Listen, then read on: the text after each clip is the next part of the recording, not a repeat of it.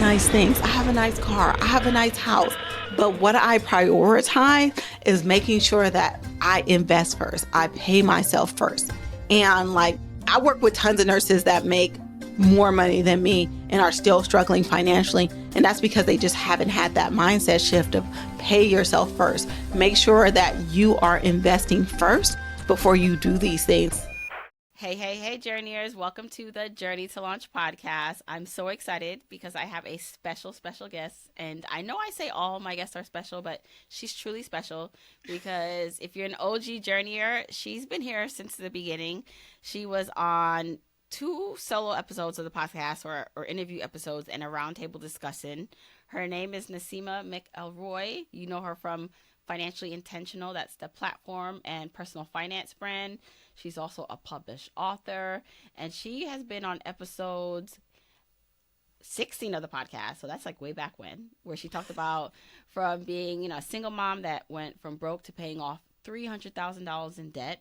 She also was on episode 121 of the podcast. So still way back then. That was 2019. So your first appearance was 2017. The first year the podcast was out, Naseema. And then your next one, other than the roundtable discussion, was in 2019, where you talked about paying off $1 million of debt and just sharing and giving us updates on your financial journey. So now you're back because I feel like it's been a long time and we want to hear updates from you. Naseema is someone who I love what she's doing in the space and how she encourages people and is so transparent about her journey. Not only is she doing all these things on the side, like running her brand, but she's also a nurse. She's a labor and delivery nurse, and she still works. And so I don't know how she does it all. She has 3 kids. She's doing this on her own, running her platform and brand, and working as a nurse. Naseema, I don't know. I don't know how you're like even on this call right now, but welcome back to the podcast. Thank you so much. And I'm so honored to be here. And yes, I'm an OG listener. I've been listening since episode 1. I think I've listened to every single one of your episodes. Just love what you're doing. But also, I just like to say, like, one of my things that I like to tell people when they ask me about, like, how to get started is to change your network. And I remember really early on in my journey, just like becoming friends with you like on social media, and then we just became friends in real life, and now it's been, I don't know how many years we've been like friends in real life. And I just want to let you know that you've had one of the biggest impacts on my journey, my personal finance journey. So I want to thank you. And I just love being here. I'm honored to be able to be on the podcast yet again. But really, it's just like time to catch up because it's been Right. too long. It's been It too long. has. And you know what? Now Yes. that I think about it, I feel like you were the first person who left me a podcast review. Because I Yeah. remember I remember saying this is before I had a podcast that we were speaking, like if we knew each Right. other. And I said to you, Yes. like, and I announced it and I did the whole thing, like promoting. And I remember I posted the episode and you were like, I left the first review. So, like, look at Yeah. us. Look at us now Look at how on far Apple we've come. I got Podcasts. 2 extra kids. Right, right. Oh You my have you gosh. have So, Blake. Like, it's just, I got my 3. Now you got your 3. But Yes. listen, okay. So what I've always loved about you is like you're just real. Like, I feel like I'm real too, but I'm not as real as Yeah. you in the sense that I hold back a little bit. Like I'm not like if you saw me with like my in real life friends, like in like real life. I mean, I'm still Jamila. Like, they would Mhm. know who I am if they heard me, right? But like, it's a little different. And I feel like with you, what I love about you is no matter what environment you're in, whether it's like one-on-one or on a podcast or in a professional setting, you're Naseema. You show up authentically yourself. And I got to say, I love that about you because I think that truly is just something that a lot of people can't do for various reasons. And that the fact that you're so comfortable and able to make money in that way, I think it's like a gift because a lot of people wish that they could show up and just be themselves and not have to put on a mask in order to earn a living. So kudos to you. And with that, I do want to ask maybe what allows you to do that for maybe some people who are shy to be themselves and to show up, whether it's in a job or on social media, like how you're able to do that and be so confident in yourself. It's thank you for that. I appreciate that. But it's it's one of those things that I don't know, like I can do the code switching. I can do all of those things, but I think I've kind of felt like I just I don't know. I it's so hard for me not to be who I am that I have to be in situations that allow me to be fully myself. And I've had to change career wise or, whatever situations I've been in. I've had to kind of just maneuver in order to be in spaces that will fully accept me. I mean, I'm just a black girl from Oakland raised by a single dad. And so I have a very different kind of personality and not always accepted. Very well educated, but not, in not accepted in a lot of spaces. And that's one of the things that I had to figure out for myself is that I had to know that I had to put myself in a position to be in a financial place where I could maneuver. And that's one of the benefits of financial freedom is that it gives you options, right? It's not just like you reaching this number. It's about what paying off a debt affords you as far as quality of life. And because I know that it's hard for me to mask who I am, it's hard for me to code switch. And at this point, like I just don't want to have to do that. I have to put myself in a financial position that if I'm not accepted in a certain area, I could just be like deuces. It's the real power of FU money. Because I feel like I am who I am, and you're gonna get who you get, and I'm genuinely me, and it's not because like it's coming from a place of like I don't want to change or adapt. It's just that I feel like I love what I do. I serve 100% in who I am, and if I cannot be me in that capacity, then I can't fully provide. And that's as a nurse, that's as a person in the personal finance space, that's as a mom. So it's in Yeah. every area of my life. Yeah. But the biggest takeaway I just heard was it's the fact that you don't have to stay in environments where you are neglected or mistreated. You Hmm. have the options to, change them. So you are in Yeah. control. And again, that is the freedom that we all deserve. Yep. And what I hope for everyone to have is, whether it's a relationship or job or Yep. just situation, friend group, whatever that is, you having the confidence in yourself and the financial footing to be like, I'm good, like I'm out of here. Yeah. So with that, I know like you've talked about this on the podcast before, but I just love to do like just a quick backstory because one of the things what I always love your podcast titles because it's always been like really salacious. Like the episode 16 was how single mom Naseema went from broke to paying off $300 of debt, and then the other one was paying off $1 million of debt with the debt slayer Naseema. So I think paying off debt was a big part of the beginning of your journey. And I would Hmm. love to hear if you can. I know it's a lot to kind of put in a short time, but like take us back there with the beginning of your story, and then we'll hop into some new updates. Yeah, so paying off debt became a big part of my journey back when my daughter was 1 years old, and I was just like trying to figure out finances, period. Like I was always good at making money, but I knew that I wasn't at a point where I was wealthy. And so I just like set out on a journey to learn and then realized, well, you have a lot of debt and kind of like hopped on the train of like the debt freedom and the debt free people and did all that kind of stuff.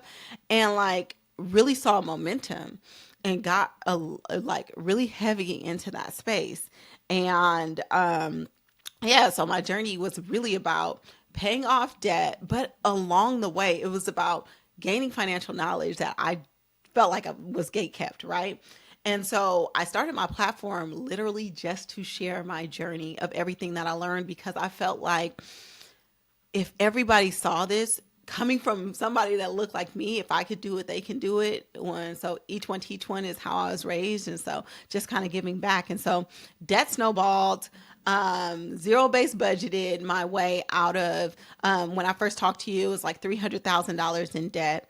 And then eventually I paid off all of my debt. At the end of my journey, I had about $50,000 left. That's after going through a divorce, having to pay a divorce settlement, a huge settlement to the IRS because of my divorce that left me with that chunk. Eventually sold my house. Then that caused me to be debt free and also have paid off over $1 million in debt. So that's the very condensed version of the $1 million debt payoff journey.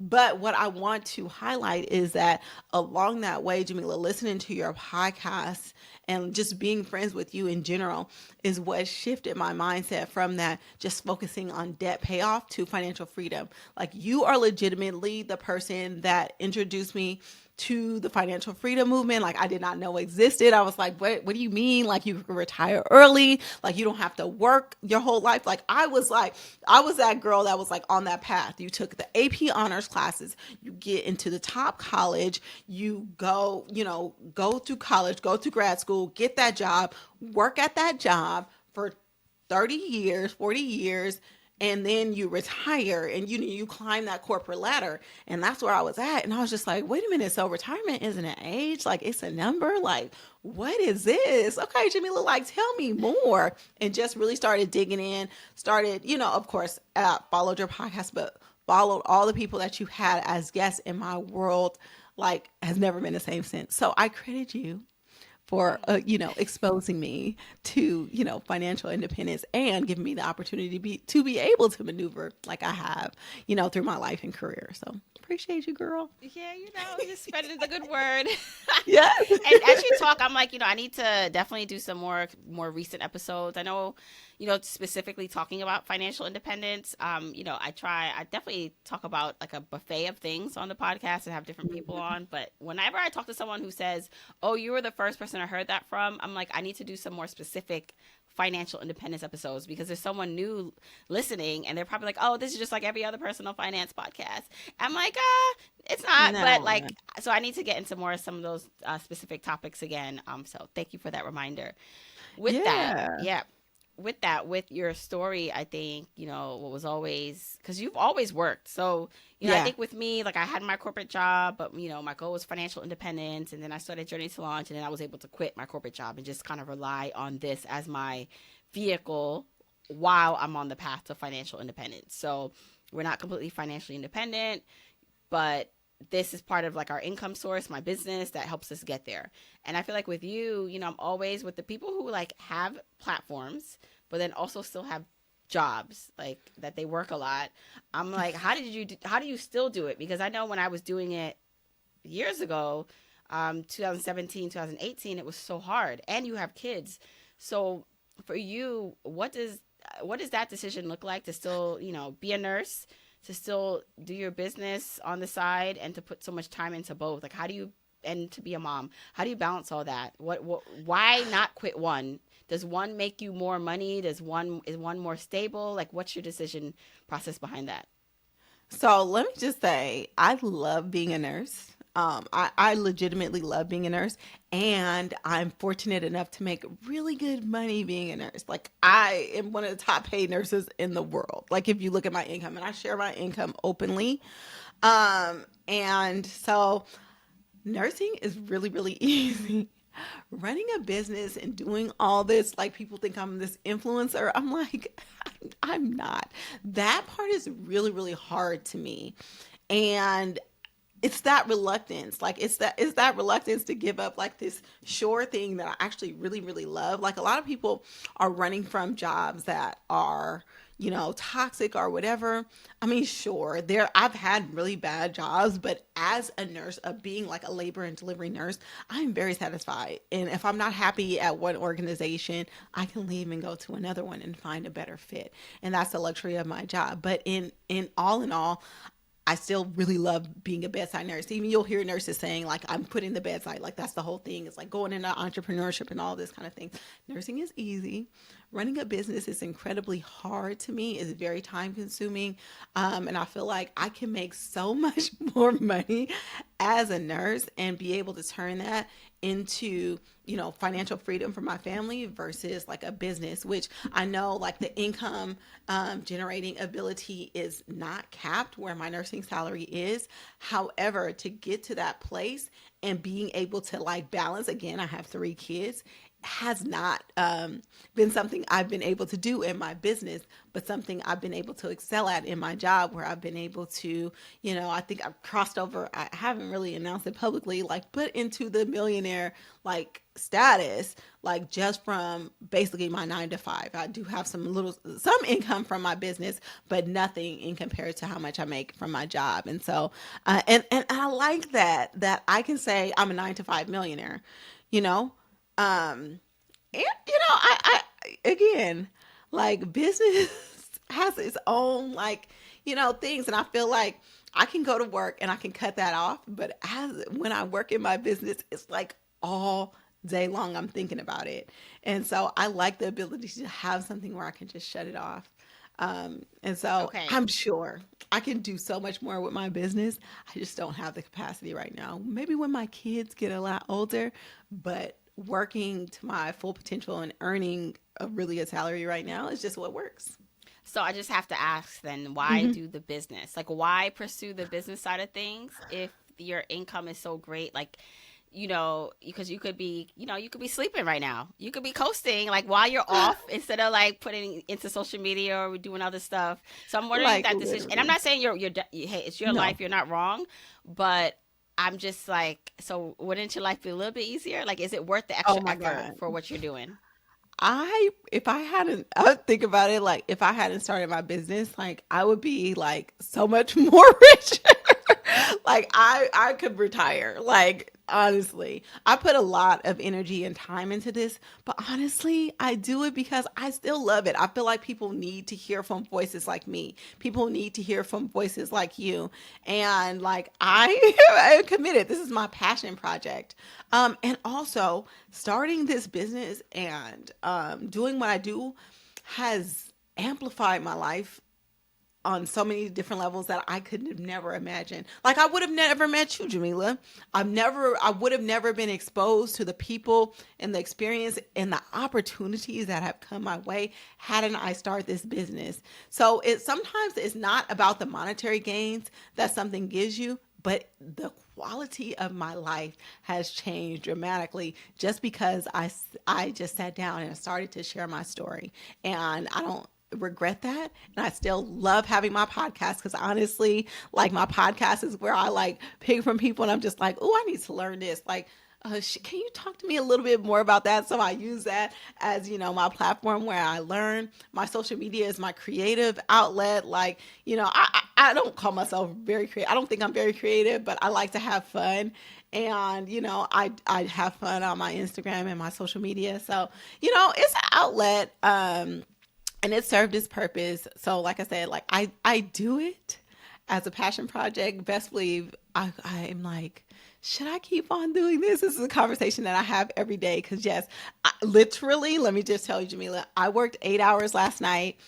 I delivered a patient unblocked who I had to sit there in the room on with her, and I held her monitor.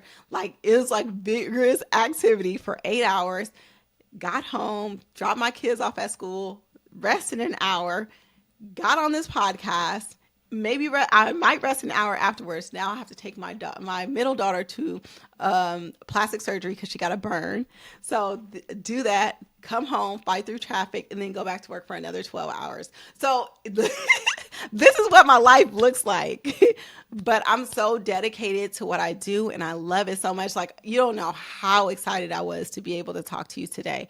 Like, just being able to have these conversations lights up my life. And so, yes, I could just give up my business and I would probably be have a lot more time in my day, but I feel like it would be a big hole missing out of my life.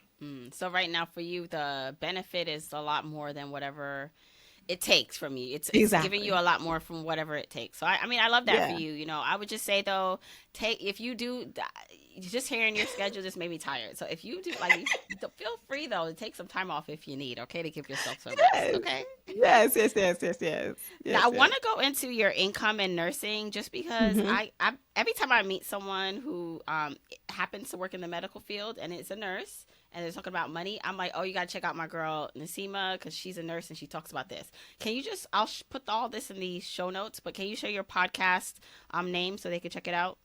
Yeah, it's the Financially Intentional Podcast. And before that, it was like Nurses on Fire. What It was it was before Nurses it? on Fire. Yep. Nurses Mm-hmm. on Fire. Mm-hmm. So, I still think this can benefit any profession, but I want to kind of Yes. get into the juicy details of nursing. Mm-hmm. So now I can really say, listen to this episode when I talk to a nurse, like if you have questions. Yes. But Yes. tell me, I know there's levels to nursing. I Mm-hmm. know one, you got to go through schooling. Sometimes people get a lot of debt, and there's different ways to do that.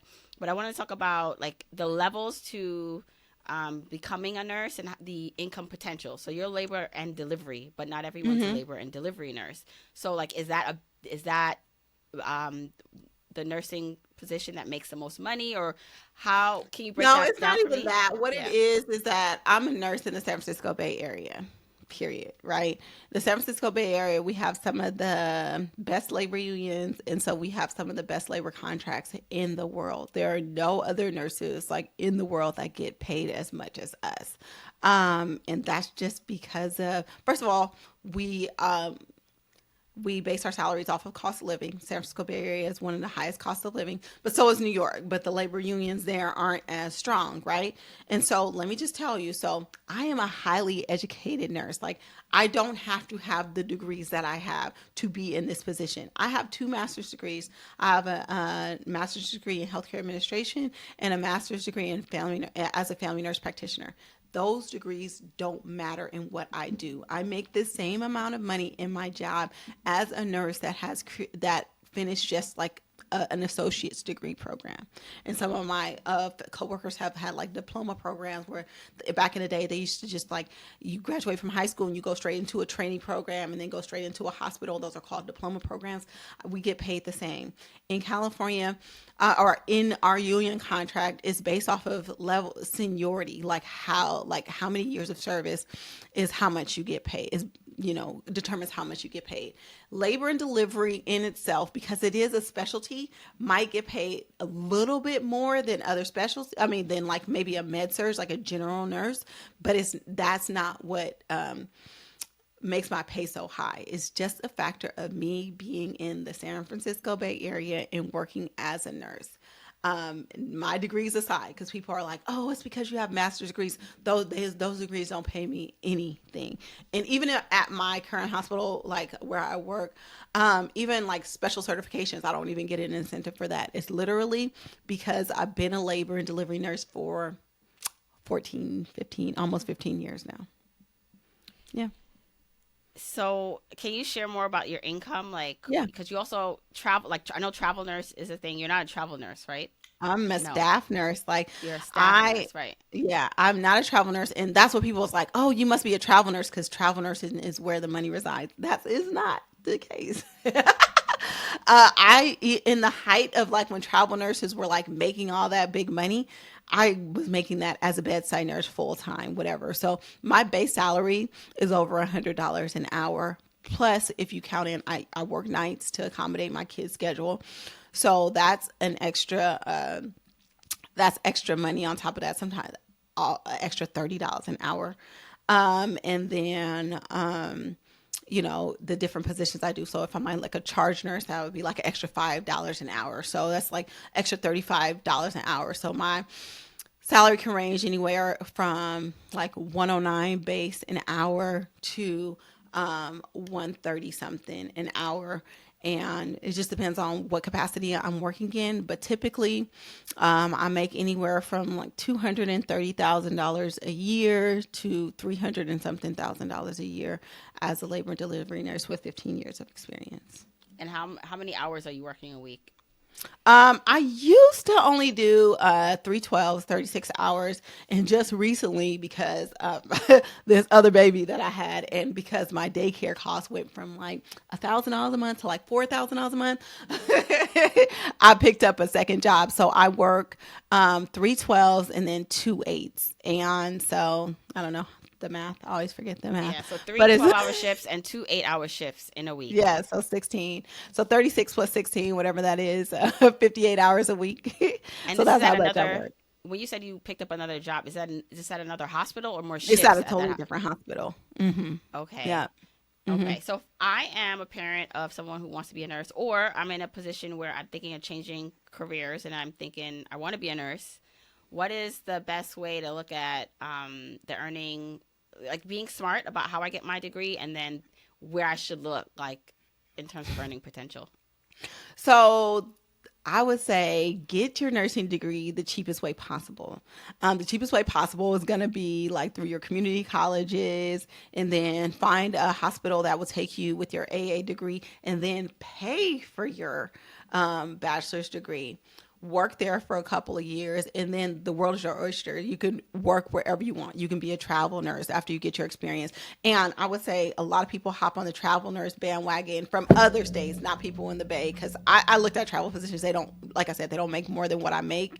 Um, and so, like, then you like, but if you don't live in the San Francisco Bay Area and you want to maximize potential, you want to, be able to travel or to go to wherever hospital pays the most. In California, we have pay transparency, so you can see how much nurses make at in any hospital in the state of California, if that's where you want to go. I mean, again, California is not created equal. Remember, Jamila, you was like, I'm coming to California. I'm Yeah, like, like which oh, you're part? going to LA, girl. I live in the San Francisco Bay Area. That's an 8-hour drive. Right. So, like, San Francisco Bay Area is its own place. Like, nurses in Southern California don't make the same. So, once you get your experience, um, the world is your oyster. So get a couple of years of experience, and then you can start traveling. I have nurses that are staff at my hospital, not travel nurses, they're staff, but they live in Canada, they live in Georgia, they live in New York, they live in Texas, and they get positions that are either full time or per diem. And then they just split their time here because of how you can do your scheduling. You can block your 3 days, have like 10 days off. So it's called geo arbitrage. Like, you make the money here, but you take that money back to a lower cost of living area, and you can really make a lot of money. And so for me, if I was advising someone who was a new nurse, that I would say get your degree as cheap as possible, get the experience, have your hospital pay for your advanced degrees if that's what you want to do, or if some hospitals now require bachelor's degrees, or they want you to have, is preferred like within a certain amount of time, let them pay for that. And then you start moving around to where you can maximize your income, and with pay transparency and all of those things, with negotiation, and just how they're trying to be fair at pay. Yeah, maximize that, and then you could be a 9 to 5 millionaire. Like, you don't even have to do much. You don't have to have a business. You don't have to do all these things. I say you have to open a med spa, and you have to have like this and X, Y, and Z. Just invest early and often, like, and you'll be set. All right. So what about my existing Yeah. nurses who are like, all right, I've been doing Mm-hmm. this for a while and I feel like I'm struggling. I'm not doing well. Like, and I know some of this is going to be more than just, it's going to be based on where they currently work. It might take a Yeah. mindset shift to be willing to move somewhere else, but I mean, you work with other nurses. So I don't know if, I Yeah. mean, and I don't know that you know their financial dealings or what's going on with them, but not everyone, just because you're a nurse, like, not even if they're earning a lot, not everyone is doing financially well. So what would you say Yeah. then? What are the tips for like those kind of people who are in that situation? What should they be aware of? Is it a lot of debt that some of these, like when you talk to your nurse friends, is it a lot of debt? Is it their situation? They can't work as much because of family obligations? Like, and then what are some tips for that?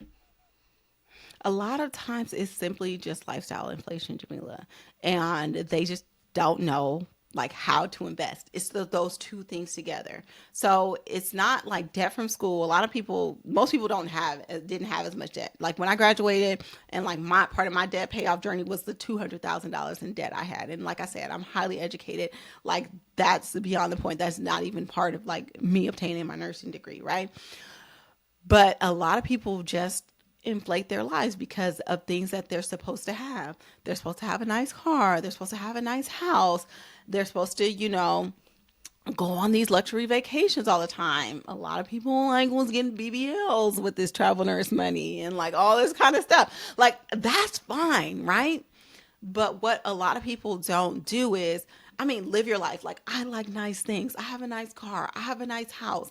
But what I prioritize is making sure that I invest first. I pay myself first.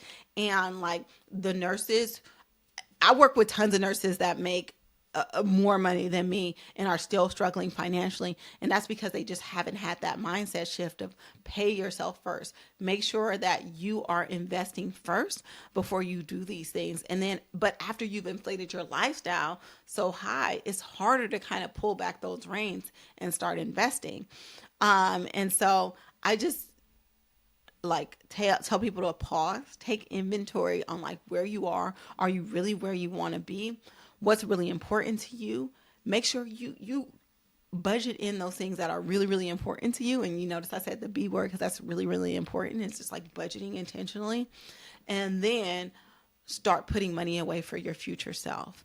And that's the biggest shift. Like, I've seen like a lot of my coworkers were right there with me in the beginning, and they are right there with me, like millionaire status, just because they've listened and they were just like, pause. Yes, I can make this amount of money.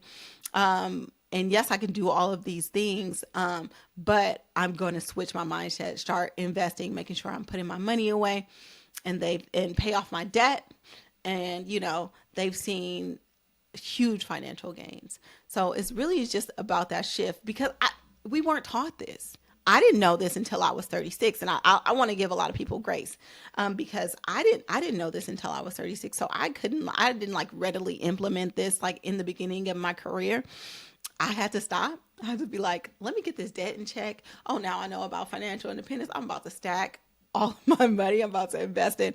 I have my 403b because of where I work. I have a 457, which again I learned this from you in your podcast. I max out my 403b, my 457, and my Roth IRA to make sure that I am putting money away for my future self, so that I can maneuver the way I want to maneuver in my career and in my life. And so many people, I think it's like this idea, like you said, of what they should be doing, or perceived like what rich or what wealthy looks like, and not understanding that you can still have those things later after you take care of this first.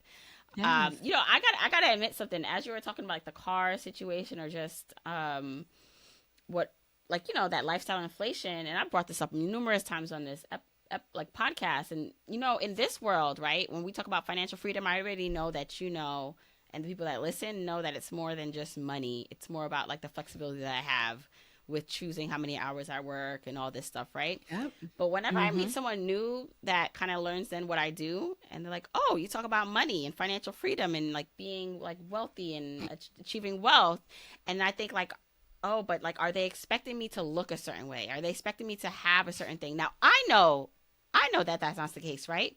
But I feel like for the Right. general population, when they hear that, like, "Oh, you're a money expert, you're a personal finance expert, and you're talking about wealth," and they see like the car I drive, and it's just like, whatever. Like, I don't aspire to But that. it might be Yeah. just me, right? But I'm just like, I know that, like, Right. wait, she's talking about, so then does she have a lot of money? Like, she doesn't look like she has a lot of money. But it's deeper than like what, appearance wise. Like, I call it invisible wealth. Like, what the wealth we're talking about, like, people can't see. Like, it's in our bank accounts, it's in our investment accounts. It's like subtle. It's like being able to only work an hour a day or not work. Say, okay, I'm not doing this today. That's it. And a lot of people can't see that, and value Mm-hmm. the other things, which can be cool and nice to have. But I think for so many people, it is that I want to look and feel wealthy externally first before that other stuff, because of society and what we feel that it is valued here. And I think there is some, I want to say, like, I get it. Like, I get it because I thought I had to look a certain way too. I mean, and a lot of it was because, like, I was coming of age in Los Angeles, which is very a vague and superficial kind of place, right? Like, you had to drive a certain car, you had to dress a certain way, you had to have a certain handbag to kind of like fit in, or to even like have the appearance of success. Like, I get that. And I feel like there's also pressure if you come from a certain like background, that like you kind of have to show up a little bit different. Like if I showed up to work a Steve Jobs or like Zuckerberg, like I wouldn't be taken serious. And so I think there's a little bit of that is valid, and people wanting to feel success, like dress and appear successful and wealthy and like have that car. So I'm not going to down people that appear like that. But once you like have gotten those things and you're like, okay, I got that out of my system. Like, okay, like, yeah, I used to like Gucci bags, but they was raggedy and they toe up just like everything else and they wouldn't fix it. So why am I spending $5,000 on this bag again? Like, I got that out of my system. Okay, now, like, you really find out what you value. And again, I like nice things. I like nice cars. I have a nice car. I have a nice house. But I don't spend money anymore on things that don't necessarily bring me value. And what that means is that like I aggressively cut out of my budget those things that take up a lot of your budget just because you're not paying attention. What I mean is you go into Target and you're only there for some toilet paper, and then you spend like $500 because you're just picking up things willy nilly. Okay, you go into Costco, you're only there for one thing, and then you just pick up all of those things. Like, do I do that? To an extent, but I have budgeted for that, right? Not I don't do it to the detriment of me being able to invest, because I feel like I make sure that I take care of those things that are important first, and then I can splurge on those things that are, that bring me joy.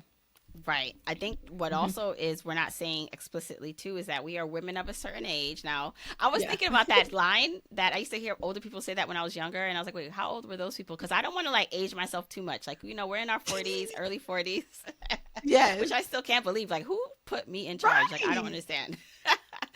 But I do feel like, you said that you didn't start this until you're like mid 30s. You're in your 40s now, correct?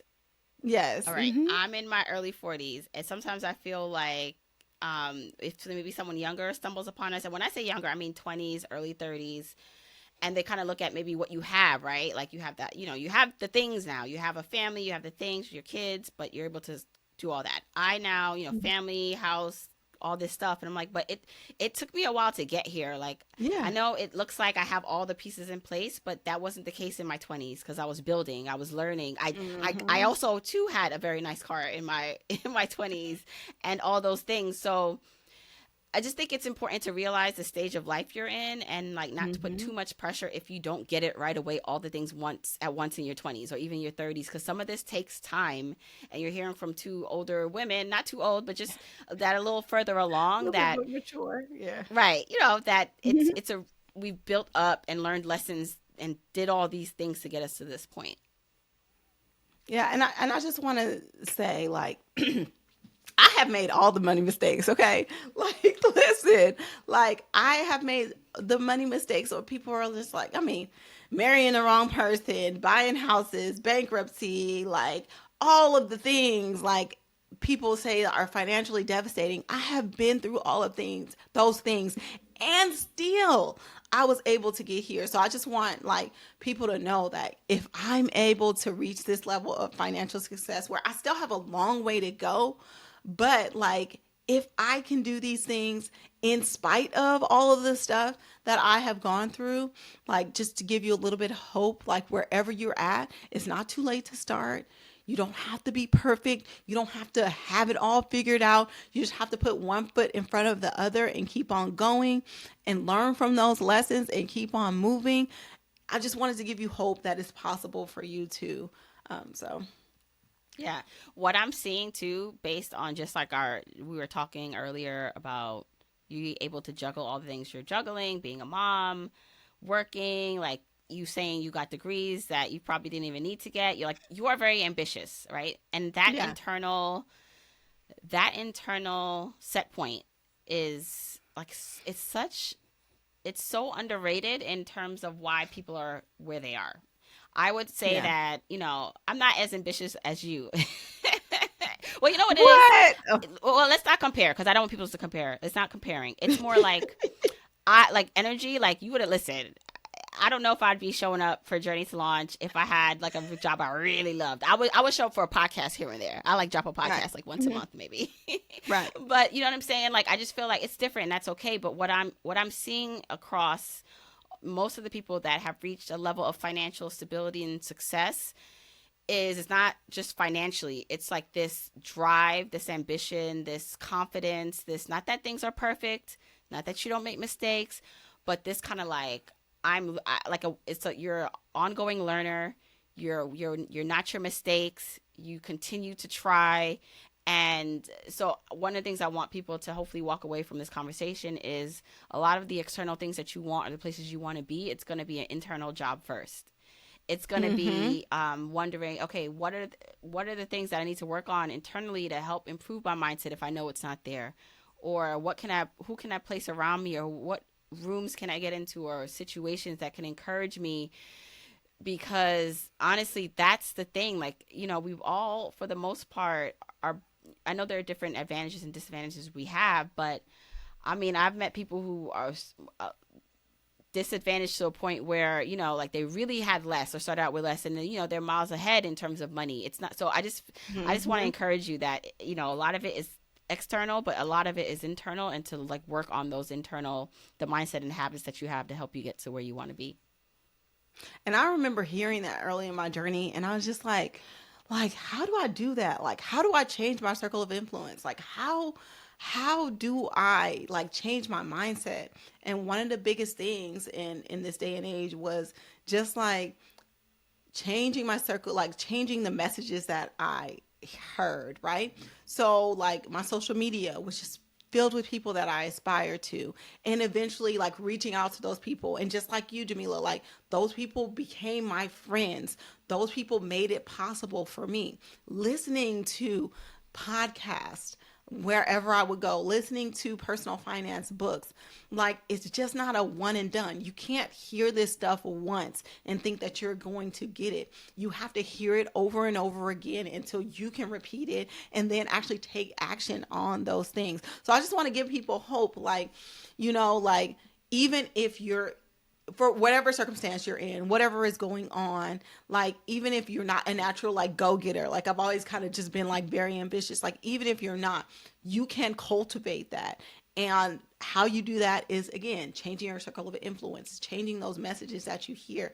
Because as Americans, we're inundated with marketing, with consumerism, with all of these messages of things that you should do that actually, put you in a financial position that can leave you destitute, versus like of those messages that can put you in a financial position to build wealth. So we have to change those messages. And I try to change that for my kids, because even at little kids, they get these marketing messages. And it's like trying to understand that and kind of reverse that and understand that you have been inundated with these messages for years, and it's not just going to change overnight. So you have to hear these messages over and over and over and again and be able to implement them for years before you see any change.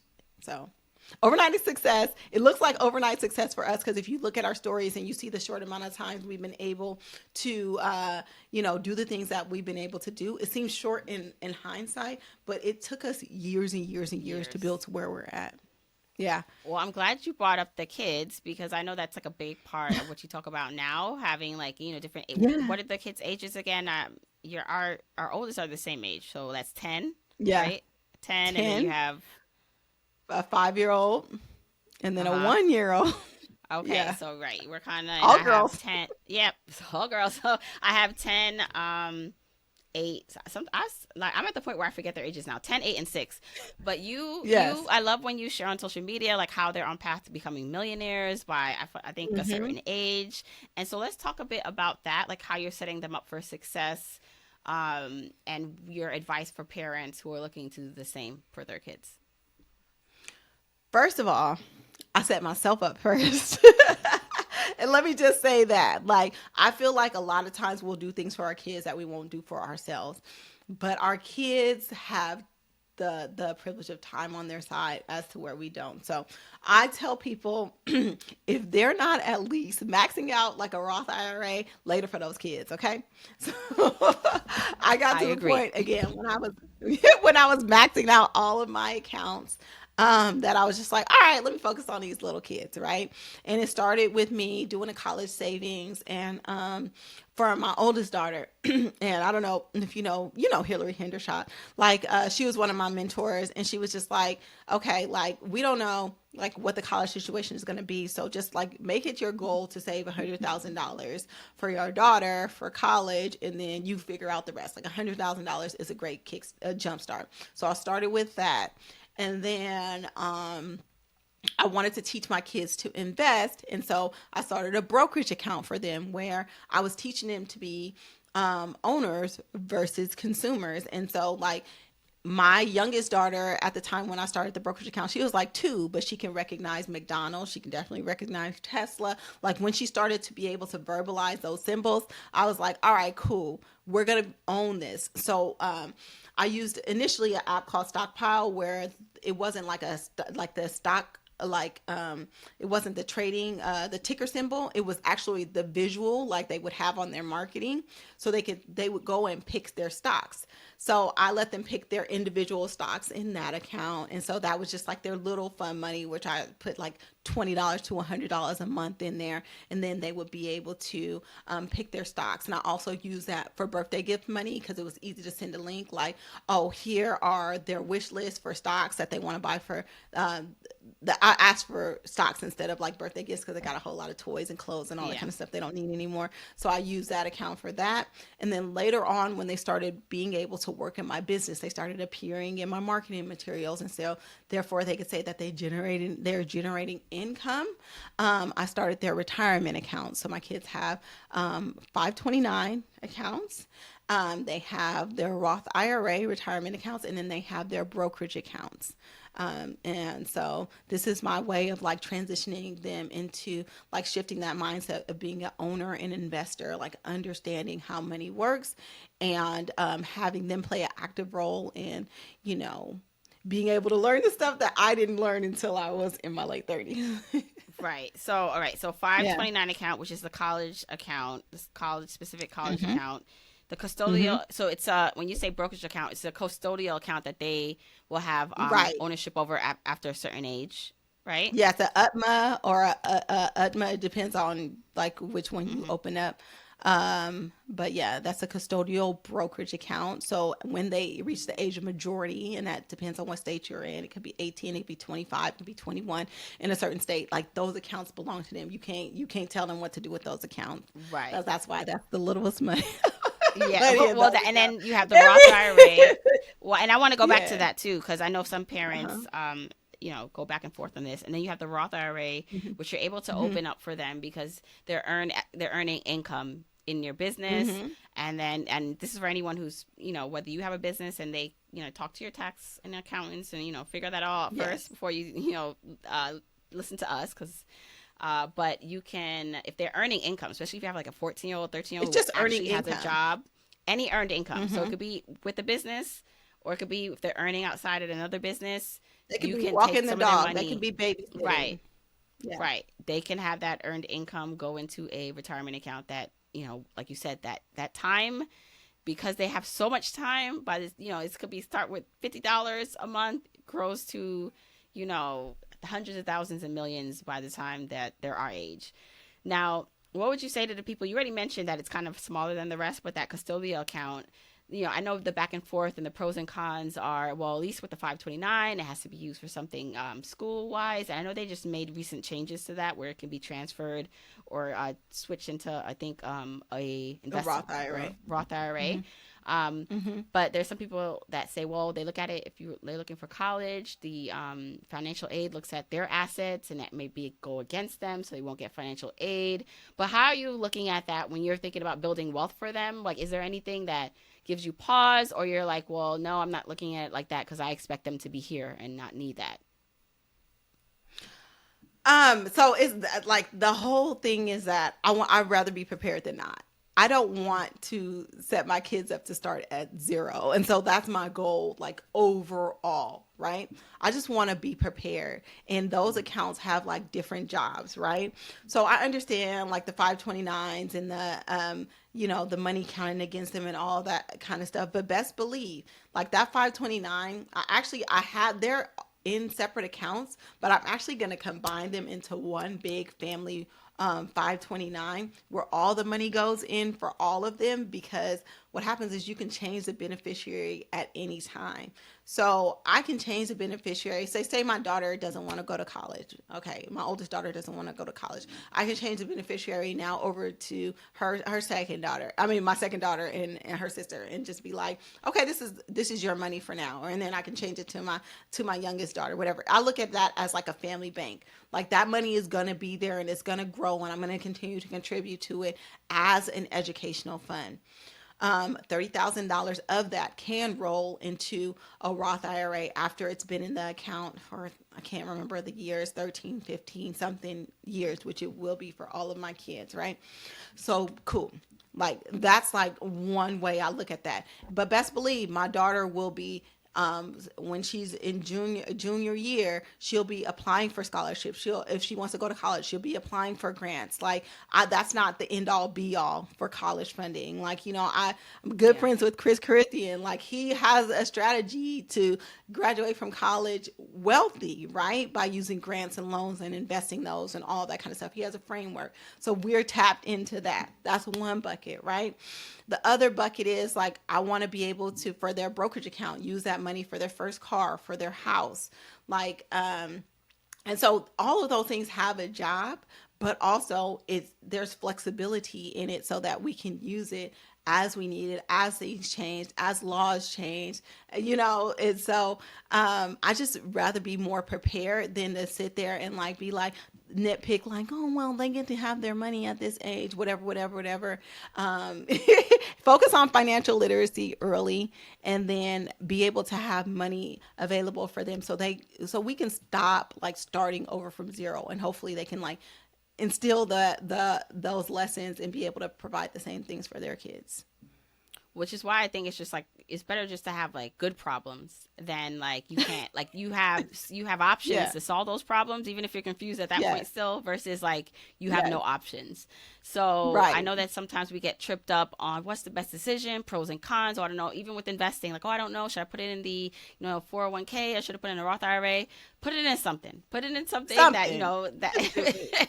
like not you're not like betting like egregiously and recklessly in something Yeah. that's not proven. But if it's a question between should I up my 401k percentage, like and contributions by $100 or 5% or 10%, versus should I put $100 more in my Roth, like to just make a decision, because that back and forth, like you will spend a year and still not have figured out what to do. So And it's I better to have done start it. because you can't Yes. lose in either one, just like the kids account. And then as you go, at least that money is growing over time, and you can make, if you want to change your Mhm. strategy because you know more, you can do that. But I've seen so many people, including myself, who don't make a decision because they're like, oh, wait, pro, con, I don't know. And then you don't do anything. And then it's just like, again, Right. I'm not saying jump into and do something reckless, but if both decisions are both sound, and you're just kind of like trying to optimize for, you're trying to be like a mastermind and optimize for future future scenarios, you have no idea what's going to happen. Just go, just make a decision and go for it. Do it. Yeah. Yeah. Just do it. Okay, Naseema, oh my gosh. I love catching up with you. We have to do this again because Of there's always course. I something love brewing that it. you're working on or I'm working on. So I want you to tell people where they can find out more about your work. You're a published author yourself, your amazing Hmm. podcast, and your social media, where people can like follow up with you. Sure. So, the financially intentional podcast. I have a book out, Smart Money. You can find it on Amazon. Hang out with me on Instagram. I'm usually on Instagram having fun, like doing some interesting content over there. But that's where I usually hang out. So you can DM me. I'm very responsive. But yeah, I just hope that you can join me on my journey. Just this is a continuous journey. Things are evolving, like, and we have receipts. Like, scroll through back through because things have changed and things have evolved for all of us. And that's why I love doing these catch ups, because this is not an episode like the episode before, because I'm not so focused on debt. Like, I'm real focused on making sure my kids are set up and, still loving my job as a nurse. But, I think that, you know, looking at our journey can teach you a lot. So, like, go back through Jamila's Instagram, go back through my Instagram, like, literally go into a podcasting app and, type in Naseema McElroy, go back and listen to old episodes, go back and type in Jamila Souffrant. I mean, you've been on hundreds of podcasts just like me, and just kind of like see where our growth is, because I think it'll provide you with a little bit of inspiration to know that you don't have to do things perfectly. Things evolve, things change, but as long as you stay on that path, and it's not lateral, because you do mess up, you do go back, you do have those years where things aren't so great. But just to be able to see that and to be able to resonate, and, especially to see it from people that look and sound like you, I think is like really important. So, again, I'm super honored to be here, super honored to be able to have a platform to share my story and be authentically who I am, like you mentioned. But yeah, I'm grateful. I'm grateful. Well, I'm so glad for this conversation. Hope that it blesses someone and inspires a journeyer on their own path. So thanks again, Naseema. Thank you, Jamila.